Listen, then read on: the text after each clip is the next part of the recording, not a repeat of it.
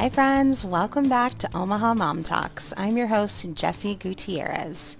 I'm a licensed therapist, mom of two, and your go-to for all things motherhood. Today, I have my friend and fellow therapist, Jaime Weatherholdt, on the podcast. Welcome, Hi. Jaime. And Jaime and I first met as coworkers. We were working part-time at Children's Hospital back in, I think, 2019. And since then, we have become friends, and we have been on each other's podcast, and I just love watching her grow into this powerhouse of trauma healing. Yes. So we are going to nerd out a little bit today about two healing modalities, Brainspotting and EMDR, but we're going to keep it real and accessible. So let's get into it. Jaime, welcome back to Omaha Mom Talks. Yes, thanks for having me back. Yes. Can you just share with our listeners just a little bit about yourself, your life, and the work that you do? Yes. So my name is Jaime Weatherholdt. I am a licensed clinical social worker, and I am in private practice here in Omaha. So I work with adults and primarily work with trauma, relationship issues, anxiety, and I am using the modalities we'll talk about today. So in the past podcast, I talked about how I use hypnosis, but I also use Brainspotting and EMDR therapy. Yes, yes. So for listeners that haven't yet listened to our first episode, go back and listen. But what is something about you that folks might be surprised to know? Beyond the couch. Oh beyond my the gosh. therapist couch. Let me think. I know, I got you on the spot. Okay. I my love language is food, and I also what my husband tells me normal people don't like this. I like working out, and my favorite workout move is a burpee.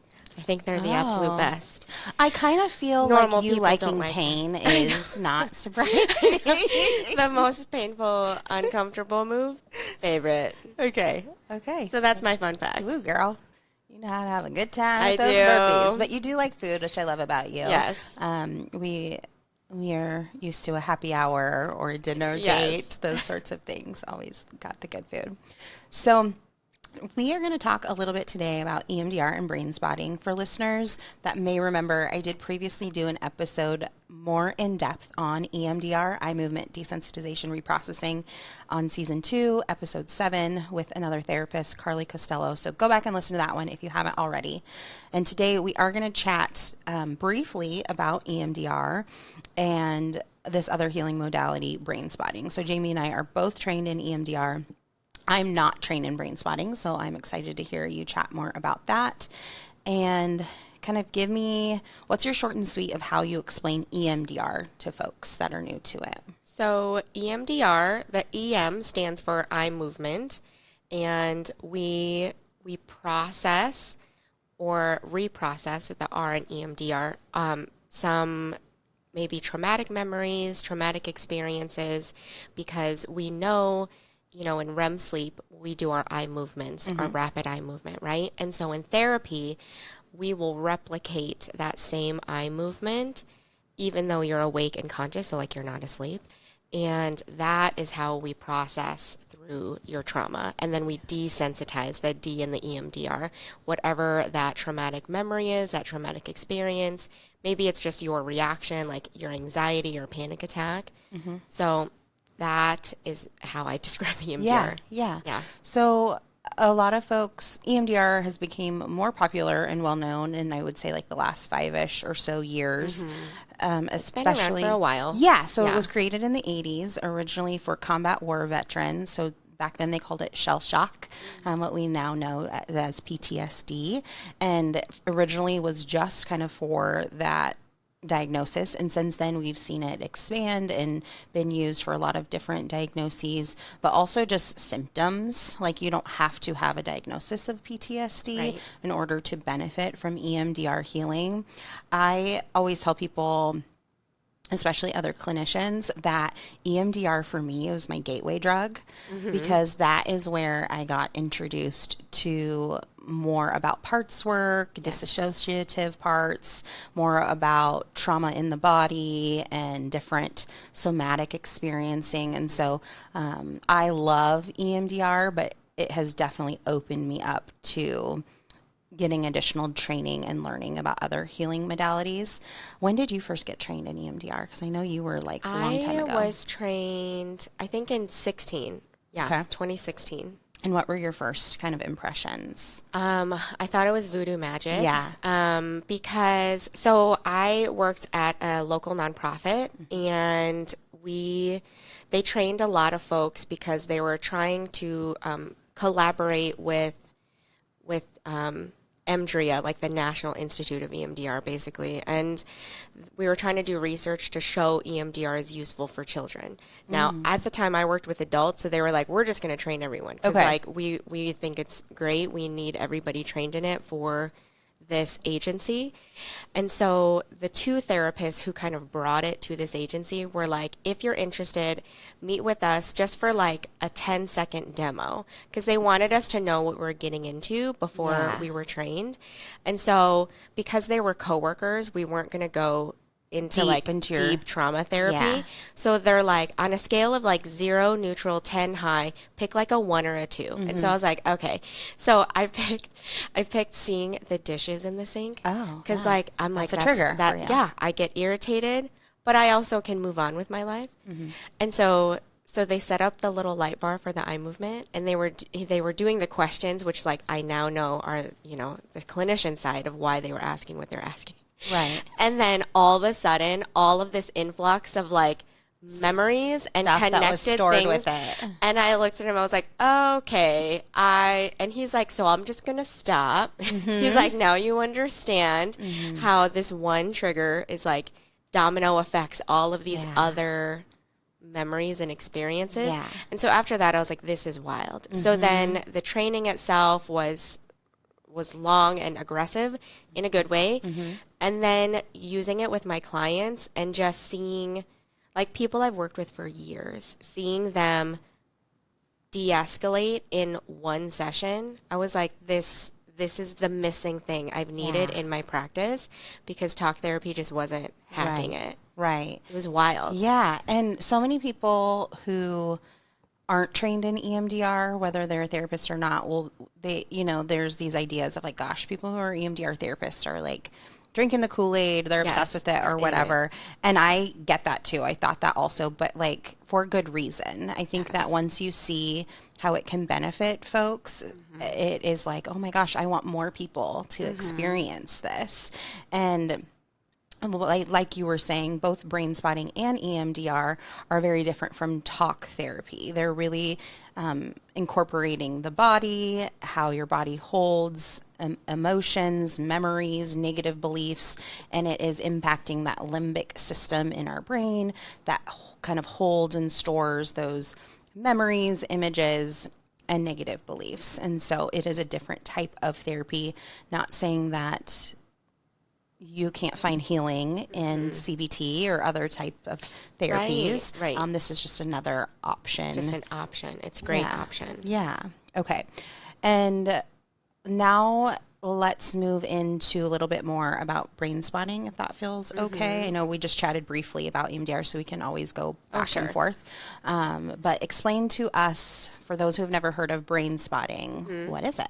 So brain spotting it's like a sister to EMDR, because an EMDR therapist was actually doing EMDR on their client, and they noticed, so going back to what I said earlier, we do eye movement, so you're looking back and forth, and they noticed that their client was always stopping at a certain spot. They would just stop and stare. Stopping with their eyes and landing somewhere. Instead of looking side to side, which again, you're replicating that rapid eye movement, this client was stopping. And so the clinician was like, you know what, I'm going to quit fighting you and I'm going to let you just stare at that spot. Okay.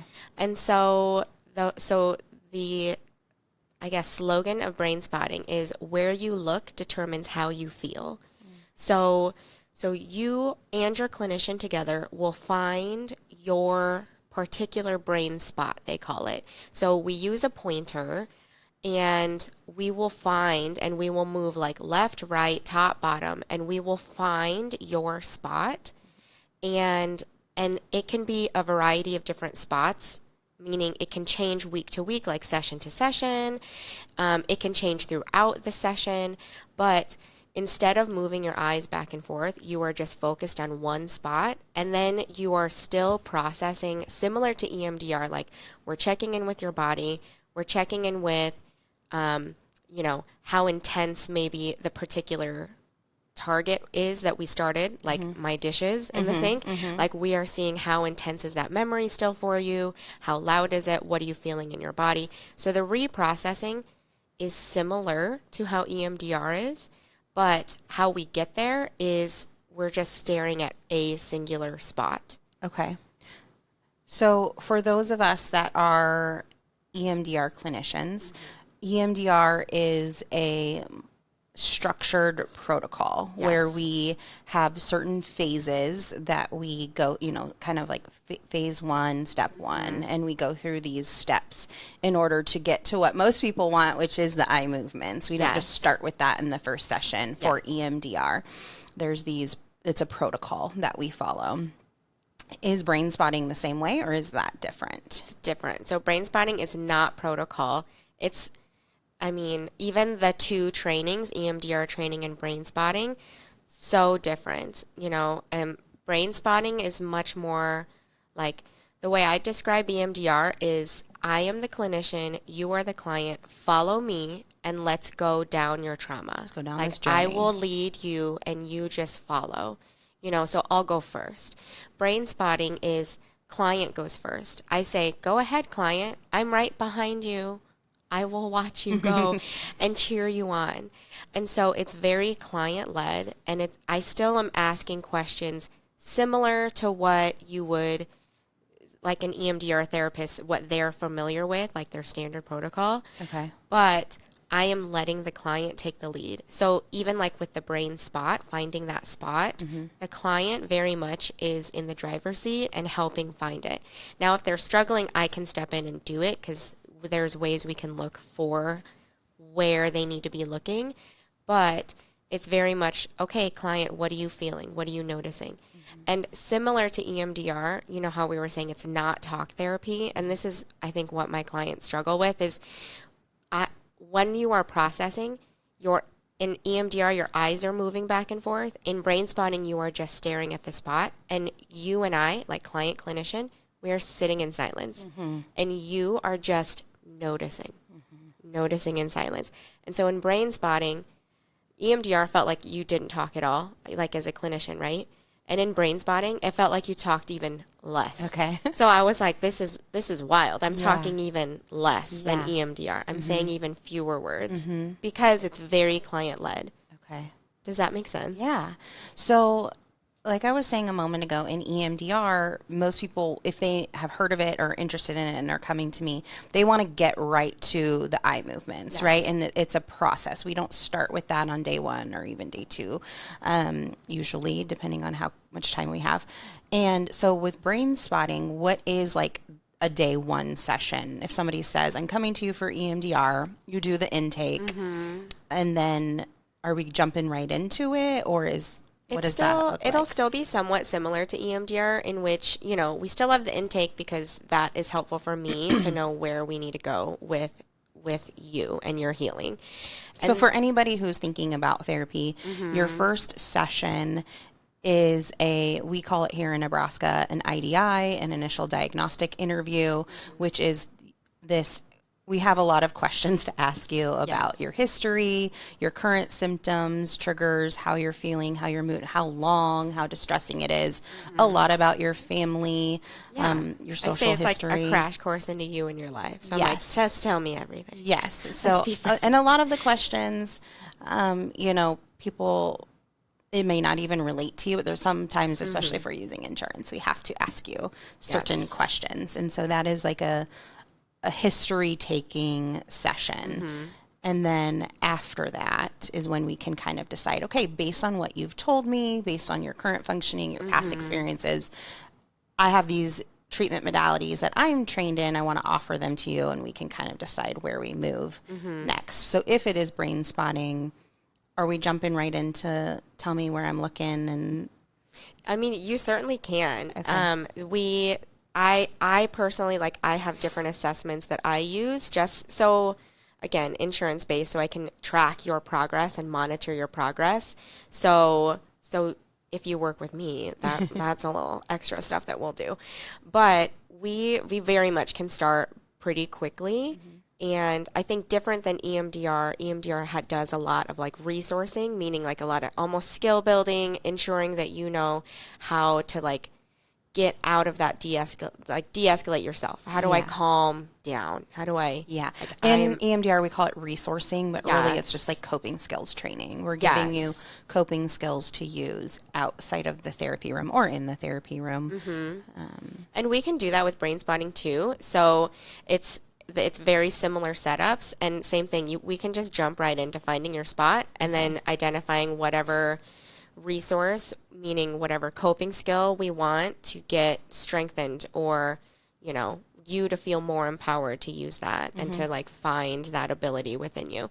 But Brainspotting is a lot quicker, meaning the setup isn't as, again, like standard protocol. Not as much prep. It's not protocol based like EMDR.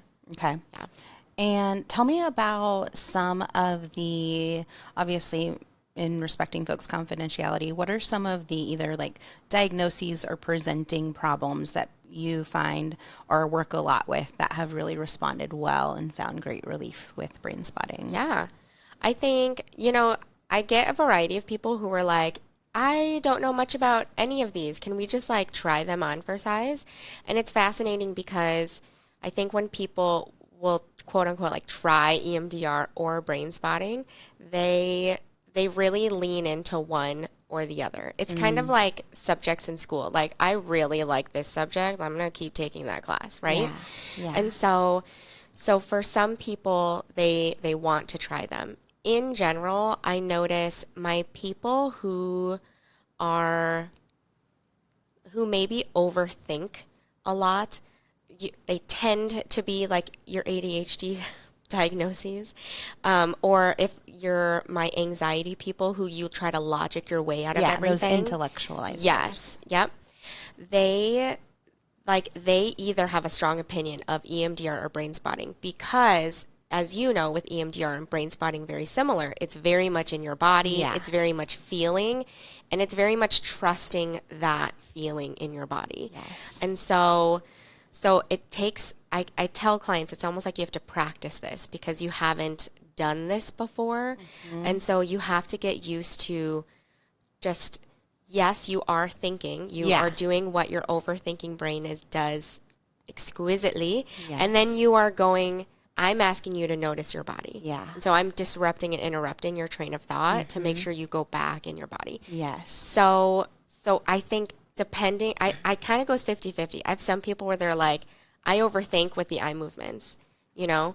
And with EMDR, there's probably therapists also, or you listener client, if you've held the buzzers, those little tappers in each hand. I have some folks where they're like, that's just too much. The eye movement's too much. I'm overthinking. I'm staring at everything in your office. Yeah. And so Brainspotting is much easier because to them it just feels less stimulating. Okay. So those are things that I hear people say when they're like, EMDR just didn't work for me. Does that make sense? Yeah. Well, and with EMDR, since that's what I'm trained in, there is also different interventions or interweaves. And so I always try to start a client on what we call like standard protocol. Yes. That's how we're trained. And then if maybe we aren't getting there as quickly as we would like, or there's some blocking parts, we have some interweaves. And one of the tools that I use a lot is flash technique or four blinks. And so I'll usually introduce that to folks. Like maybe we've already done a full set of EMDR and processed a full target, and then something new comes in and I'm like, hey, do you want to try this? And then I always love hearing what people think. Like, do you like flash technique better or this standard protocol? Yeah. And literally the majority, hands down, love flash technique. Oh, really? And And so that's always like interesting to me because part of me wants to offer that first, knowing so many people benefit from it and enjoy it more. But then my, little rule follower part of me, which she's small, but she's in there, tells me, no, do standard protocol first and, try that way. So it is always so interesting. And it's part of what's fun about being a therapist and being able to tailor your approach to each individual so that you're not always just giving them cookie cutter treatment, that you can go based on what you're seeing, what their symptoms are, and your clinical judgment, essentially. Yes. With brain spotting, if somebody is listening and they are wondering, I have this thing going on, I'm wondering if brain spotting would help. What are some of the problems or presenting issues that folks come to? That folks come to with brain spotting? Yeah. And truthfully, it's the same reasons for EMDR. So I have people who come in and they're like, I just have really high anxiety. I keep having this reoccurring nightmare. This maybe group settings, that gives me high anxiety or panic attacks. Yeah. So anxiety tends to be one. I get a lot of, I think this week has been coincidentally a lot of brain spotting sessions. And so we had been doing EMDR a lot and they just were like, I think I'm overthinking it. And they just weren't feeling like the intensity was going down. And we had tried brain spotting a long time ago and they're like, can we just retry it? Like, I think I'm ready to try it again. Okay. And they are working through a lot. They're a grandparent and they are struggling with just how to kind of parent their children as adults and then like parent the grandchildren because they are very involved. Thank you, grandparent, for reaching out to Jaime for help with this. And so, but it's so beautiful because they're realizing, wow, like they are trying to work through their kind of guilt that their mom guilt, but to their adult children as they are reparenting these grandchildren. Beautiful. And so I'll have issues like that, a lot of PTSD. Sometimes it's maybe like a singular episode. Maybe it is like childhood, long-term chronic trauma. Yeah. So. And in EMDR, I think that even when I went into my training for EMDR. So if you don't know this, so when you're getting trained in these modalities, they call it a practicum. It's essentially a practice where during the training days, you are the clinician and one of your colleagues or peers is the patient, and then you swap. So you practice on each other, which is always so wild to think about because you don't always know what's going to come up in these practice sessions. And it's hard to be vulnerable in front of, and you might actually get matched with someone or you might get matched with someone with a stranger you don't know, and both are kind of awkward because you're not getting that rapport that you would normally get in therapy before you talk about the hard stuff. But when I did mine, I remember thinking like, I don't have any major trauma. Like as in that current part of my life, that is what my brain was telling me. I'm fine. Yeah. And so what am I going to talk about? No, I wasn't that. But I was like, what am I, going to talk about?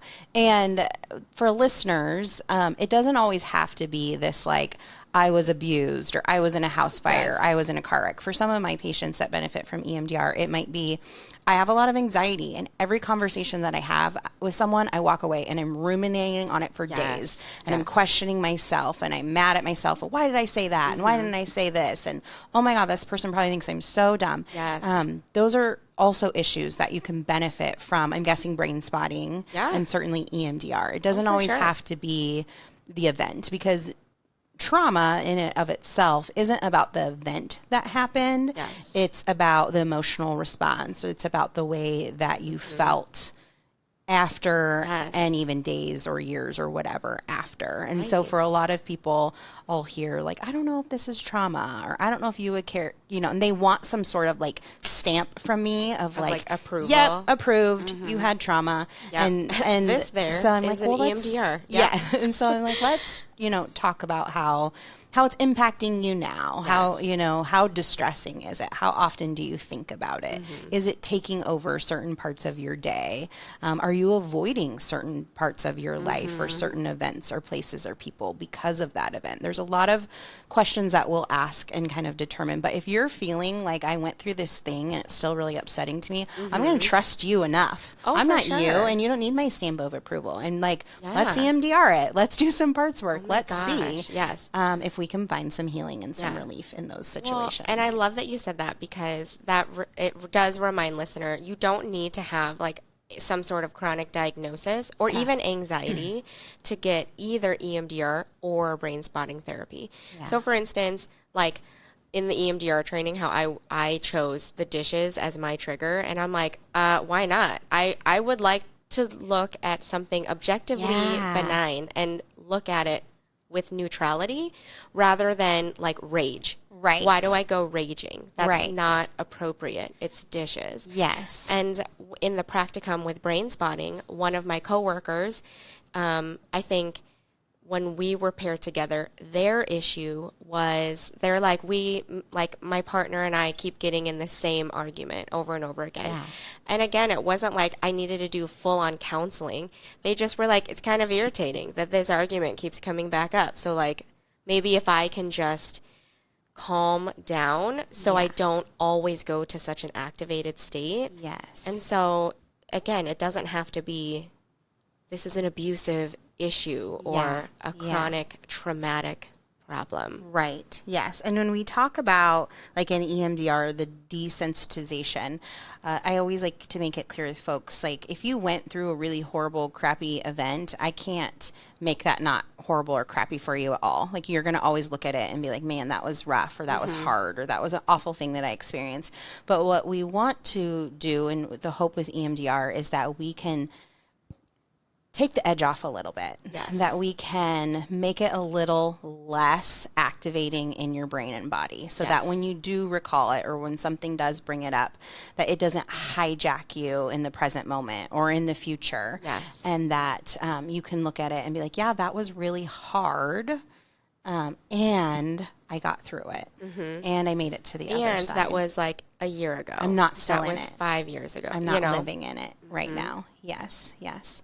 So I'm interested to compare in your brain on if someone is listening and thinking, okay, both EMDR and brain spotting sound helpful. How do I know which is best for me? What would you tell them? See, that's what's tricky. And I knew you were going to ask that. And I was like, I don't really have an objective answer, because just like you said, the EMDR Kool-Aid, there is brain spotting Kool-Aid too. I think EMDR has different trainings, but brain spotting, they have, I've kind of blacked out. They have there's different levels. So in brain spotting? Yeah. Okay. So there's phase 1 all the way up to phase 5. For getting trained as a clinician. Yes. All the way to phase 5? Okay. Wild. What phase are you on, I only Jaime? took the first. Okay, we still think you're amazing. I didn't drink the Kool-Aid, but also it's an investment, you guys. Yes, so, especially if you're in private practice. Yeah, so if I win the lottery, potentially there are some options.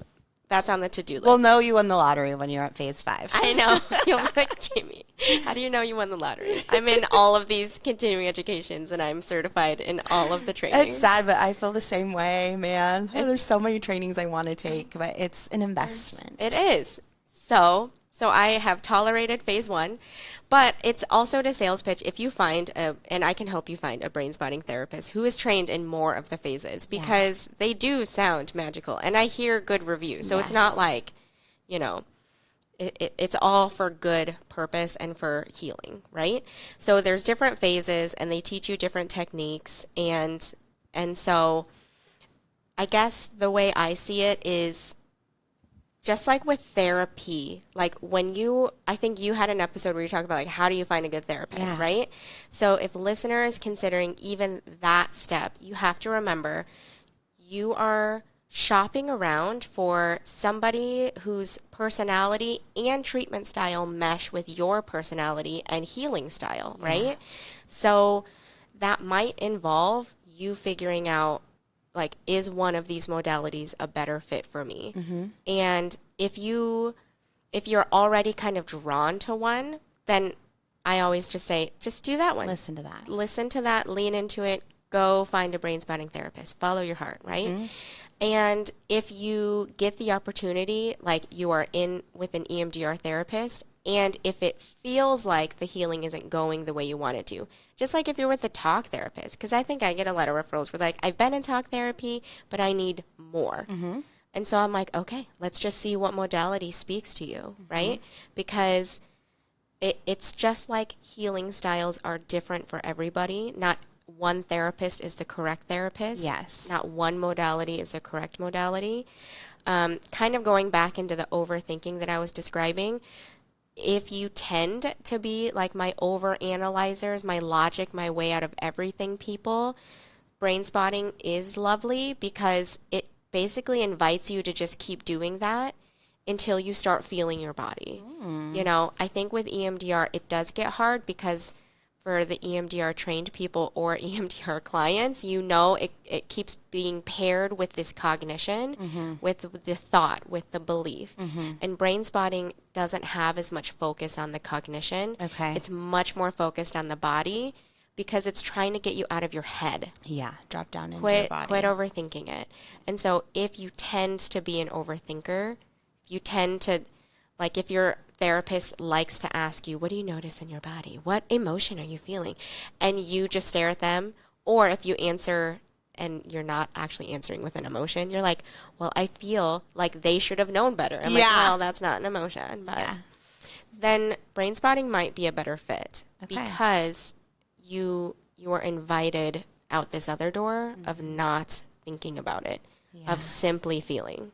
Does that make sense? Yeah, no, and I like that because I sit with so many women who are intellectualizers, and we are working so hard to get them out of their heads and drop down into their body. And sometimes in EMDR or, you know, even just sometimes I'm like, it might seem like I'm pushing you or rushing you, and I am, because if we sit too long in this other place, we are dropping into your intellectualizer part, and I'm really forcing you to drop down into that body, and it's hard and it's uncomfortable and you want to resist, but we're going to try it. And they're like, okay, because they know it. They know it already. They know it about themselves. Yes, I know. Once we have that rapport, I'm like, I'm just gonna call you out. Yeah, you are talking too much. Yes, I love it though. I love our job.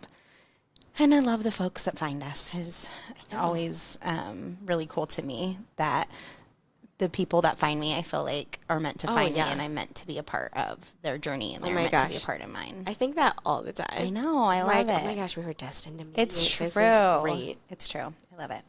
Okay, so we do have some, therapists that listen as well. So from a training perspective, what feels different about getting trained in EMDR or brain spotting? Or like if somebody's looking to invest and they're not trained in either, where might you give them guidance on how to decide what to do? That also gets hard because my brain, I'm technically very left-brained. And so I appreciated EMDR first because of the structure and the protocols.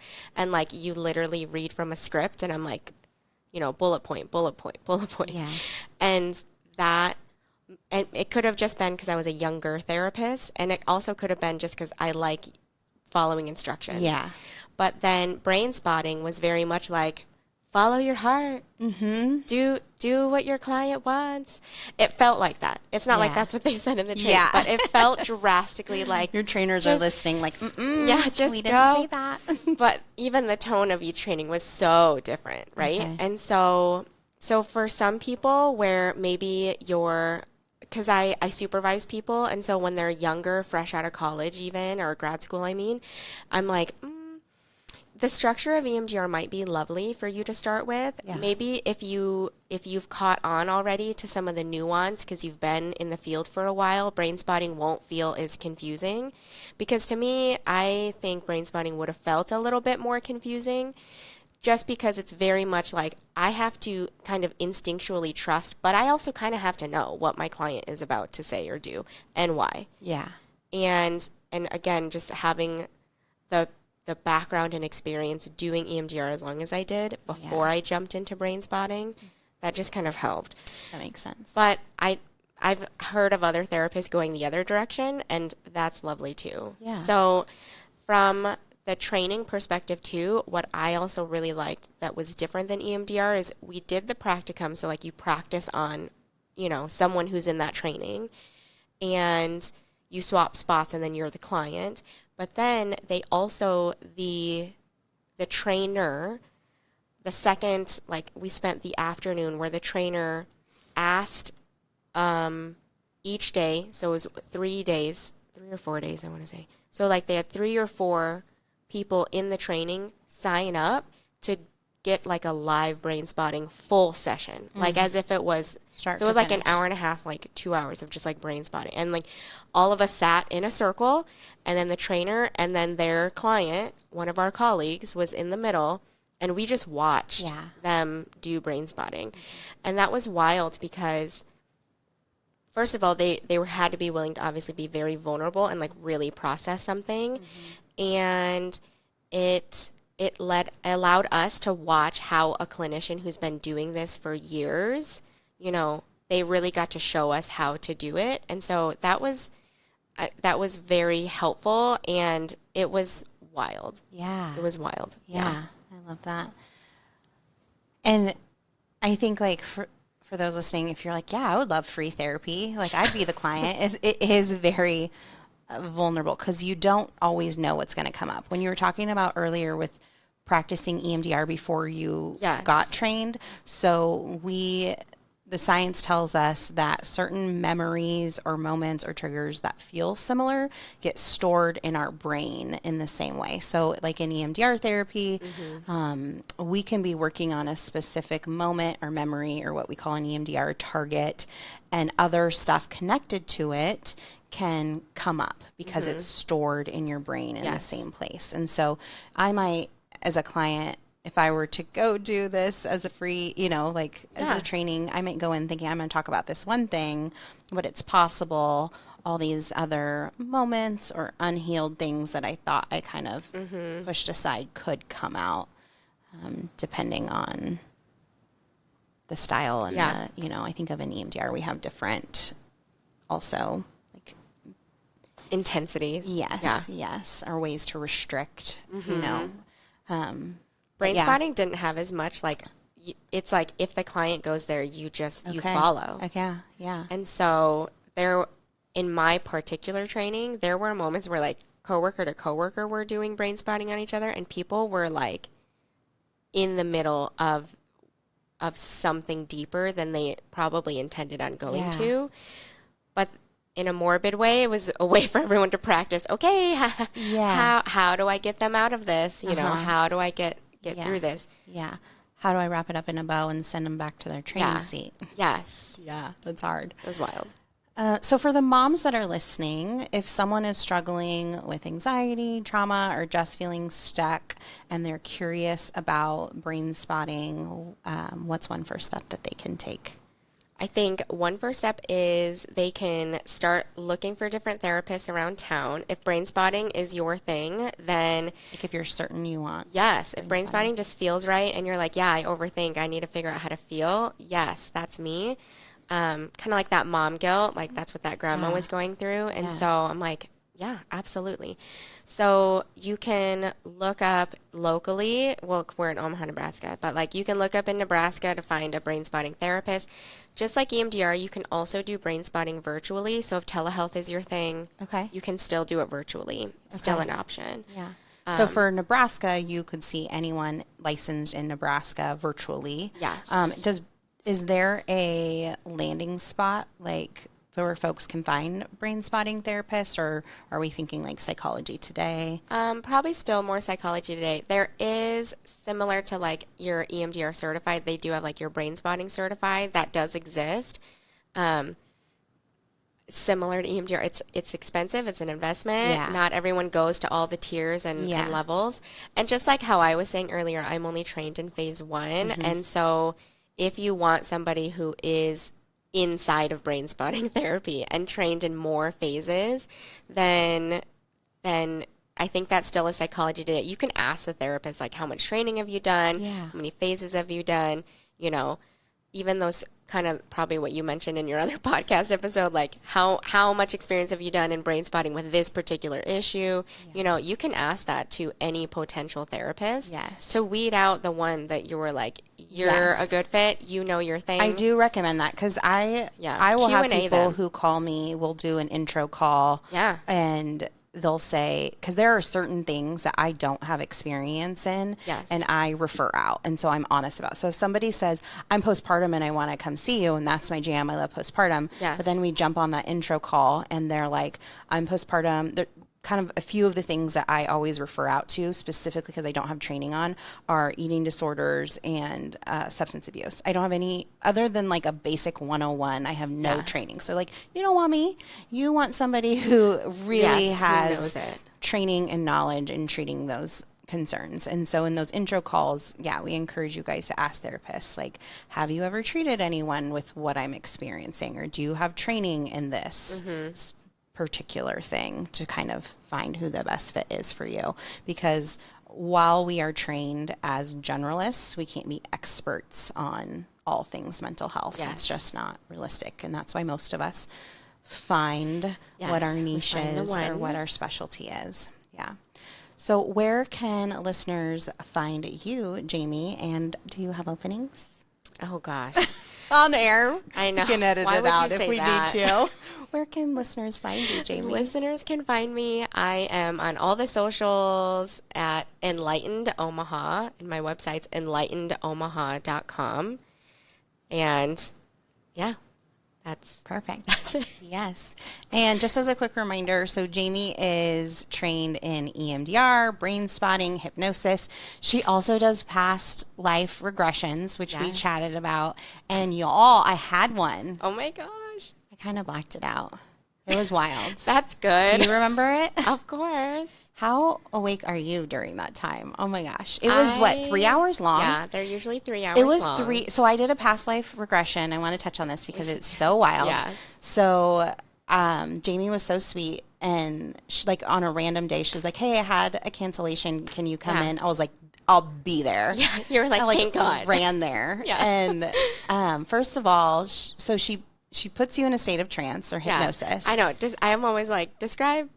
Like, it's not like a normal therapy session, because past life regression is not therapy. No. Insurance doesn't cover it. Like, just paint you a picture, listener. Paint you a picture. So I come in, first of all, it's the most relaxed I've ever been. And as a mom, girl, you deserve to be relaxed. Yes. I come in and she has a couple options, but a recliner that I sat in, and she put a weighted blanket on me, the coziest, and like cocooned me in. Yeah, I tuck you in. Yes, she so tucks you in. Hopefully listeners okay with that. Yes. I asked for permission. It was dreamy for me. Cozy. And then, okay, so I was skeptic because I've only been to those like college hypnosis, you know, on the big stage or whatever, where I deeply wanted to get hypnotized and didn't. So I thought, I can't be hypnotized. I'm unhypnotizable. Obviously. So I was a little skeptic, even though Jamie's my friend and I believe in her and her skill set. You still were like, yeah, right. But she can't hypnotize me. Spoiler alert, she did. So this is when I knew I was hypnotized, because I didn't know I was in trance. Yeah. And you go through all these, you know, this journey. Essentially, it's a guided meditation, and it's super cozy. Yeah.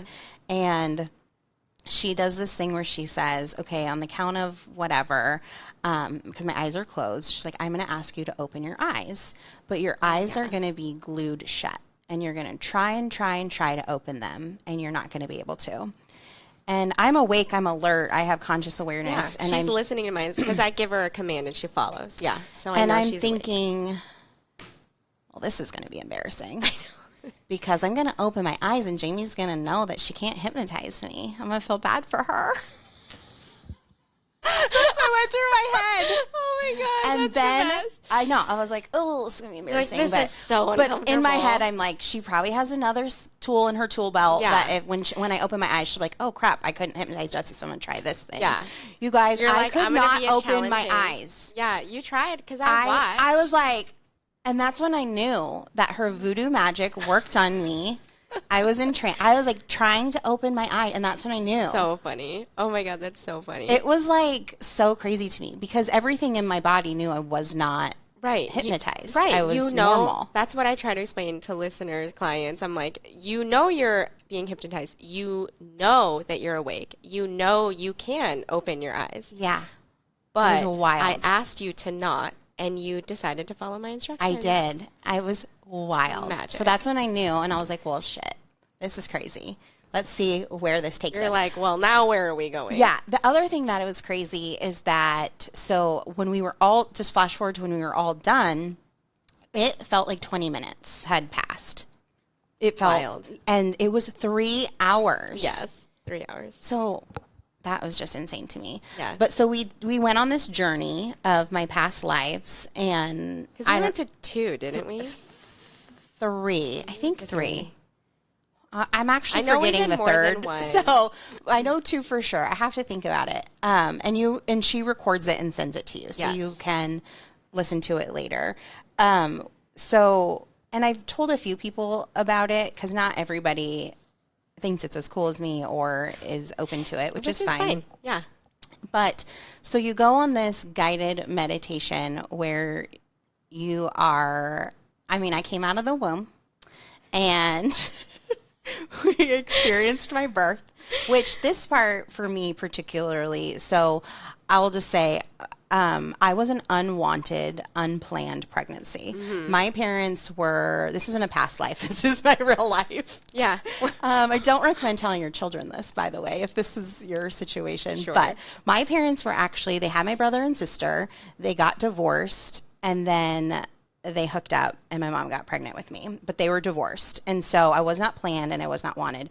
And my mom had planned to have an abortion and she missed the window. And so she had to birth me. So we went through in my guided meditation of my birth, and I am in the womb and I feel warm and cozy, and Jamie is like talking me through it and I feel it. And then the moment I'm born, I feel all of my mom's anxiety. Yes. I could physically feel it in my body, like the worry, the fear, the stress. And of course she had to have felt that. Oh, for sure.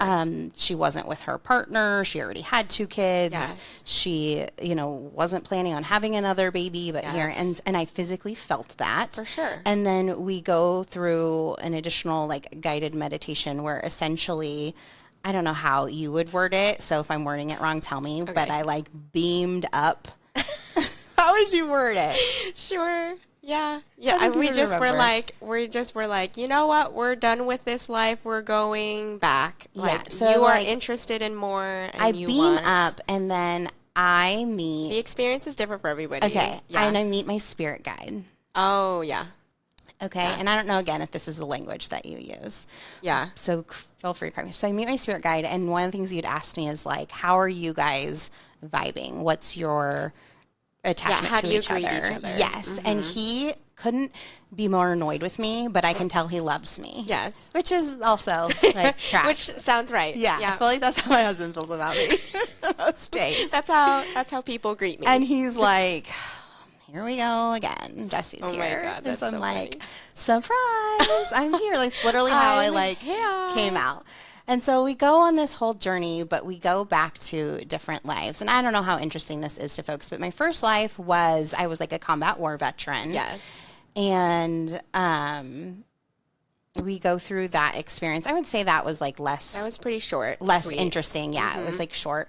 And then I go back to like my spirit guide, and we kind of debrief and we learn about like what Swap lessons notes. learned, what from this life can you carry from that life, what do you need to release from that past life in this current life, those sorts of things.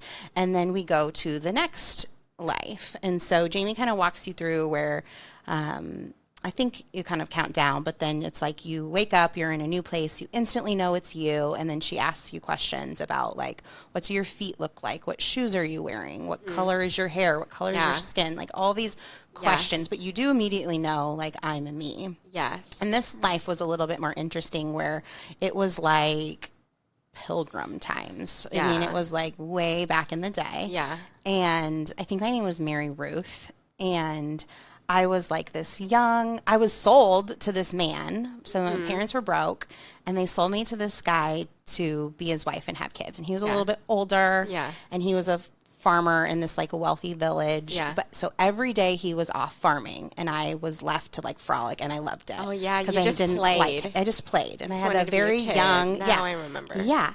And then we end up having 3 kids, and he is abusive. And every day he leaves like for the full day to like farm. And I love my days because me and these 3 kids I have 3 girls. Play. We're just Yeah, playing. the best day. We're going swimming in the pond. We're frolicking in the fields. Yeah. And but every night we have to come back to him, and it's torture for all of us. And I hate it. And then I meet this friend in the village, and she is in a similar situation where her family sold her to an older man. Yeah. And we create this bond and this friendship, and our days are great, and my nights are awful. And then in this past life, her husband dies, and she becomes a widow. And so she's kind of deciding, am I going to stay in this village, or am I going to move on to the next big city? And we keep having these great days together, and then we decide we're going to leave together with my kids, and I'm going to escape this awful man that I'm with. Getting out of here.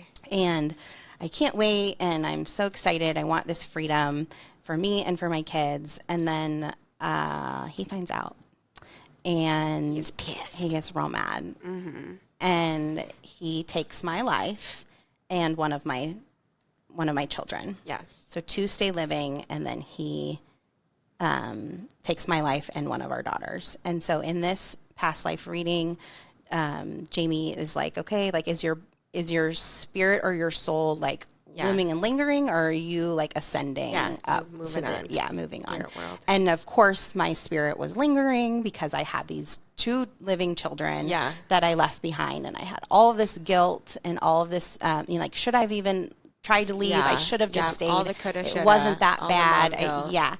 And eventually like ascended. And then kind of what was interesting about that is so she also asks, like, who from this past life do you feel like you have some sort of soul connection with in this life? Or who do you feel like... who's familiar to Yeah, you? who's familiar to you? And it was that child, that daughter, who was taken with me. And immediately I knew that was my Fina, my oldest daughter. Oh, yeah. And I, interestingly enough, have had another individual tell me that me and my oldest daughter in this life have lived several lives together. Yeah. And that she's like always a familiarity with her. Yes, that we've lived many lives together, me and Fina, and that I'm always big and she's always little. I might not always be her mom, but I'm always big and she's always little. And there's just something about that my soul really resonates with because I feel like I know her. Like, I'm so connected to this person in a deeper way. And so anyways, that was interesting. Wild. And those were, I think magic. there might have been one more. I can't remember. It's been a while. I'll have to go back and listen to the reading. But it was very, very interesting. And then not only was it like so relaxing, for the next 2 days, I had the best sleep of my life. Oh, yeah. You texted me the next day and you were like, I slept the best I've ever slept last night. Yes, it was. It was insane. I was like, that in itself. Yeah. Was You're like, good night sleep. Worth it. Yes. Yeah. Oh, So my that gosh. was- They are so fun. Yeah. They're so And fun. again, I couldn't believe that it went like that. And it was just 3 went. hours. I know. Yeah. I had like a client, we did a hypnosis session last week. And I was like, okay, well, I know you have to get back to work. So, like, I'm trying to hustle them out. And they're like, oh, why? I was like, it's an hour and a half. And he's like, oh, my God. He's like, it's an hour and a half? I was like, yeah, I also had a session.